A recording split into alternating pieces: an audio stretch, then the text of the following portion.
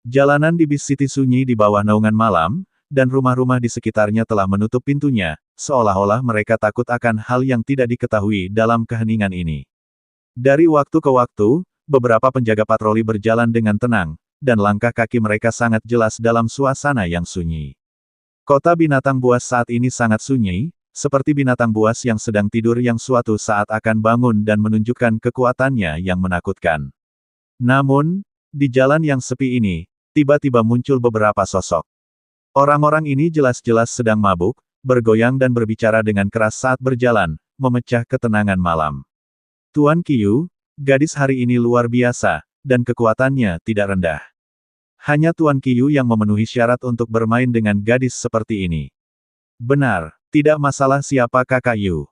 Belum lagi bermain dengan satu cewek, tidak masalah bermain dengan 10 cewek. Saya ingat kakak Yu bermain dengan seorang gadis dari alam Mahayana beberapa waktu lalu, dan dia hampir mati karena dipermainkan oleh kakak Yu. Orang-orang ini semua adalah teman Qiyu Yu, dan mereka baru saja minum. Justru karena identitas Qiyu Yu, beberapa teman ini bisa berjalan-jalan dan membuat keributan sesuka hati di jalan yang sunyi ini. Saat ini, Qiyu Yu begitu tersanjung dengan pujian beberapa temannya. Dia menjilat bibirnya dan berkata, seorang gadis dari alam Mahayana bukanlah apa-apa. Jika saya punya waktu, saya akan menunjukkan kepada Anda seorang gadis dari negeri dongeng. Kata-kata Qiyu Yu langsung membuat takut beberapa temannya, yang melihat sekeliling dengan leher meringkuk. Apakah kamu bercanda? Berubah menjadi negeri dongeng. Apakah kehebatan seperti ini juga merupakan suatu kebanggaan? Untungnya, tidak ada pembudidaya wanita di alam abadi di kota binatang ini. Jika mereka didengar dan dihirup, mereka semua akan mati. Siapa yang berani membuat keributan di jalanan? Saat ini, 3 penjaga patroli menemukan Qiyu Yu dan yang lainnya dan segera mengepung mereka. Tapi ketika mereka melihat itu adalah Qiyu Yu, ketiga penjaga itu terkejut. Sial, kamu buta, tidak bisakah kamu melihat siapa aku? Qiyu Yu tiba-tiba menjadi marah dan mengutuk dengan mata terbelalak. Tuan Qiyu, maafkan saya tidak tahu itu Anda. Ketiga penjaga itu segera meminta maaf. Siapa yang akan membiarkan ayahku menjadi salah satu dari 3 jenderal binatang buas di Beast City? Dengan status ini, tidak perlu mengikuti aturan apapun. Aturannya disesuaikan oleh orang lain, jadi tidak perlu mematuhinya. Pergi, dan cerahkan matamu mulai sekarang. Qiyu Yu melihat bahwa sikap ketiga penjaga itu baik-baik saja, yang membuatnya terlihat baik, jadi dia melambaikan tangannya untuk membiarkan ketiga penjaga itu pergi. Senyuman bangga muncul di wajahnya, seolah dia sedang menikmati kenikmatan yang dibawa oleh kekuatan ini. Tapi saat ketiga penjaga hendak pergi, Qiyu Yu melihat sesosok tubuh berjalan di hadapan mereka. Ketika dia semakin dekat, Qiyu Yu menemukan bahwa orang yang datang sebenarnya adalah Chen Ping, yang telah memukulinya di hotel.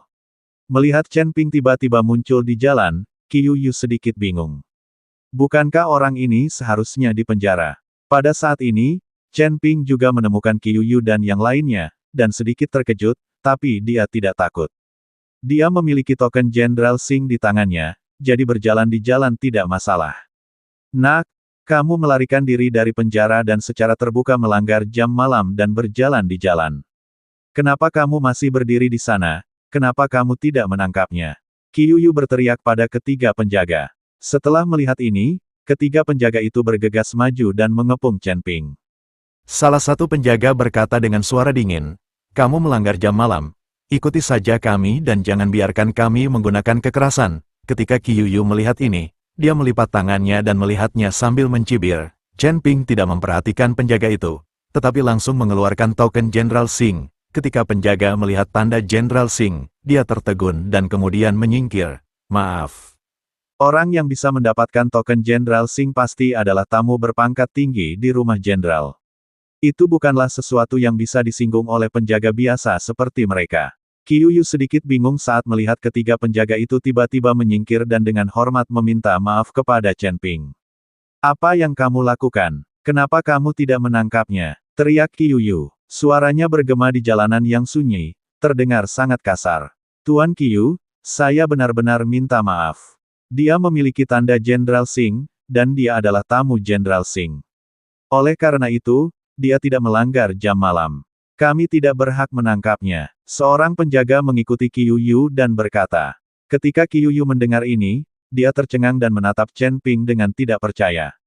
Chen Ping, sebaliknya, berjalan melewati Qiuyu dengan token di tangan, dengan sedikit provokasi di matanya.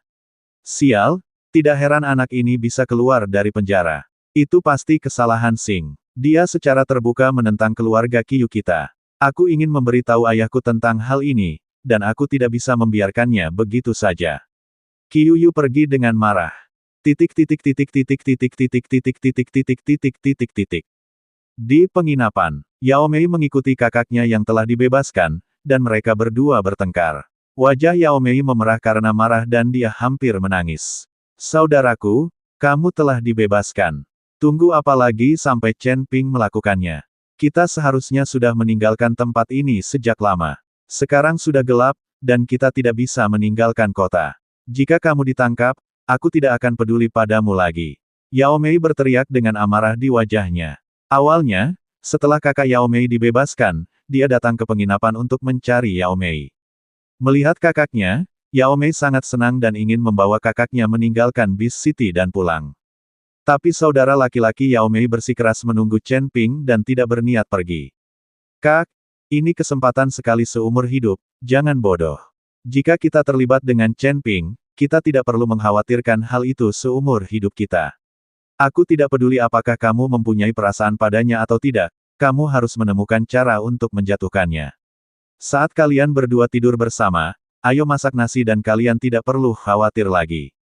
Kakak Yao Mei membujuk Yao Mei. Matanya penuh antisipasi dan kegembiraan, dan dia jelas sangat percaya diri pada Chen Ping. Saudara Yao Mei mempelajari beberapa hal tentang Chen Ping selama periode ini, dan juga mempelajari tentang urat batu roh peri, jadi dia memutuskan untuk mengikuti Chen Ping. Jika urat mineral itu nyata, maka jika mereka mengikuti Chen Ping, bukankah mereka tidak akan khawatir tentang sumber daya selama sisa hidup mereka? Namun, dia juga tahu bahwa mengandalkan kekuatan dua saudara laki-laki dan perempuan, mereka tidak memenuhi syarat untuk mengikuti Chen Ping, dan orang lain tidak akan meremehkan mereka. Bagaimanapun, mereka hanya menjadi beban untuk mengikuti Chen Ping dan tidak bisa akan banyak membantu. Jadi kakak Yao Mei berusaha sekuat tenaga untuk membiarkan adiknya tidur dengan Chen Ping. Selama dia tidur dengan Chen Ping, dia akan menjadi wanita Chen Ping.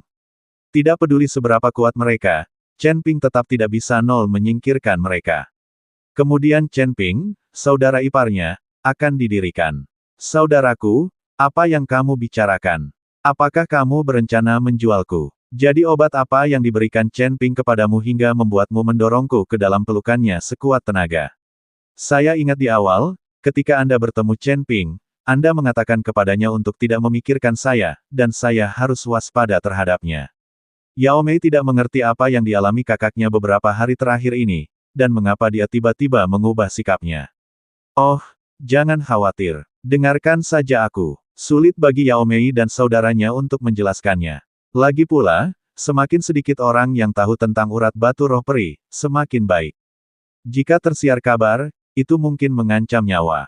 Aku tidak akan mendengarkan. Lagi pula, aku akan berangkat besok subuh. Kamu mau pergi atau tidak? Jika kamu ditangkap, aku tidak akan pernah peduli padamu lagi. Yao Mei berbaring di tempat tidur dengan marah dan mengabaikan kakaknya. Kakak Yao Mei menghela nafas dan hanya bisa duduk di samping. Saudari ini terlalu keras kepala. Aku harus menemukan cara untuk membuatnya mengetahuinya. Pada saat ini, pintu tiba-tiba terbuka. Kedua kakak beradik itu terkejut. Lagi pula, siapa yang tiba-tiba datang ke kamar ini pada larut malam? Tepat ketika saudara laki-laki dan perempuan itu bersiap-siap, tampak waspada, mereka menemukan bahwa Chen Ping lah yang masuk. Kalian berdua belum pergi. Chen Ping berkata sedikit terkejut. Chen Ping secara tidak sengaja melepaskan saudara laki-laki Yao Mei, dan Yao Mei akan pergi bersama saudara laki-lakinya. Bagaimanapun juga, Yao Mei memasuki kota binatang untuk menyelamatkan kakaknya. Sekarang kakaknya telah keluar, tentu saja dia bisa pergi. Kakak ipar, kenapa kamu keluar? Ada jam malam di malam hari, bagaimana kamu masih bisa berjalan di jalan? Kakak Yao Mei bertanya dengan wajah kaget. Jawab aku dulu, kenapa kamu belum pergi? Tanya Chen Ping. Aku tidak mengkhawatirkanmu, jadi aku tidak pergi. Aku menunggu kabar darimu. Dan adikku sangat merindukanmu hingga dia tidak bisa tidur. Jika dia pergi dan tidak pernah melihatmu lagi, adikku akan mabuk cinta. Kata saudara Yao Mei cepat. Saudaraku, apa yang kamu bicarakan? Tutup mulutmu. Yao Mei menjadi cemas dan membentak kakaknya. Yao Mei tahu bahwa Chen Ping sama sekali tidak tertarik padanya, dan Chen Ping juga memiliki gadis cantik Zhongli di sampingnya, yang lebih cantik darinya dan memiliki sosok yang lebih baik. Yang terpenting adalah mereka berdua pernah terlibat asmara di hadapannya. Bagaimana mungkin Yao Mei masih merindukan Chen Ping? Chen Ping memandang ke arah broter Yao Mei dan tahu bahwa orang ini berbicara omong kosong. Alasan mengapa dia tidak pergi mungkin karena dia ingin mengikutinya dan melihat tentang urat batu roh peri untuk melihat apakah dia bisa mendapatkan sepotong kue. Namun, Chen Ping tidak menunjukkannya, tapi tersenyum tipis dan berkata, karena kamu sangat merindukanku, maka tidurlah saja, kebetulan aku juga mengantuk. Siapa yang tidur denganmu? Yao Mei memutar matanya ke arah Chen Ping dan hendak keluar kamar, tapi dihentikan oleh kakaknya. Kak, kamu mau pergi kemana? Kamu akan tidur di sini pada malam hari. Kamu tidak boleh pergi kemana-mana. Setelah kakak laki-laki Yao Mei menghentikan Yao Mei, dia segera menatap Chen Ping dengan senyuman di wajahnya. Kakak ipar, aku akan menjaga pintu untukmu. Jangan khawatir, aku tidak akan mendengar apapun. Setelah mengatakan itu, kakak laki-laki Yao Mei mendekat ke telinga Chen Ping dan berkata, kakak ipar, adikku keras kepala, jadi kamu harus kuat. Wanita memang seperti ini. Mereka berjuang keras pada awalnya, tapi mereka akan menjadi jujur ketika kamu mendapatkannya. Chen Ping memandang broter Yao Mei dengan kaget. Dia sekarang dapat menyimpulkan bahwa orang ini benar-benar mesum, dan dia jelas tidak dipenjara secara tidak adil. Kakak, meskipun perkataan saudara laki-laki Yao Mei sangat pelan, Yao Mei benar-benar mendengarnya. Saat ini, Yao Mei sangat marah hingga dia hampir menyerang kakaknya. Ketika saudara laki-laki Yao Mei melihat ini, dia segera berlari keluar dan menutup pintu. Yao Mei memandang Chen Ping dan berkata dengan dingin, saya sangat berterima kasih kepada Anda karena membantu saya menyelamatkan saudara saya, tetapi jika Anda menggunakan kekerasan terhadap saya lebih baik mati daripada menyerah. Jangan khawatir, aku bukan orang seperti itu. Setelah Chen Ping selesai berbicara, dia langsung berbaring di tempat tidur. Yao Mei memandang Chen Ping yang terbaring di tempat tidur dan merasa campur aduk sejenak. Faktanya, dia hanya mengatakan itu. Jika Chen Ping benar-benar menggunakan kekerasan padanya, Yao Mei tidak akan melawan. Jauh di lubuk hatinya, dia berharap Chen Ping akan melakukan sesuatu padanya. Namun siapa sangka Chen Ping tidak mengerti sama sekali dan langsung pergi tidur, yang membuat Yao Mei sangat malu. Tepat ketika Yao Mei sedang berjuang di dalam hatinya, Chen Ping sudah memanggil Zhongli dan mulai bermesraan dengannya. Yao Mei hanya bisa menatap kosong, dengan perasaan campur aduk di hatinya, dan saudara laki-laki Yao Mei yang berada di luar pintu sangat gembira saat mendengar apa yang terjadi di dalam ruangan. Adikku punya keahlian, tampaknya pria kaya ini ada di sisinya. Aku tidak perlu mengkhawatirkannya lagi. Kakak Yao Mei sedang meringkuk di luar pintu, sudah berfantasi tentang hal itu.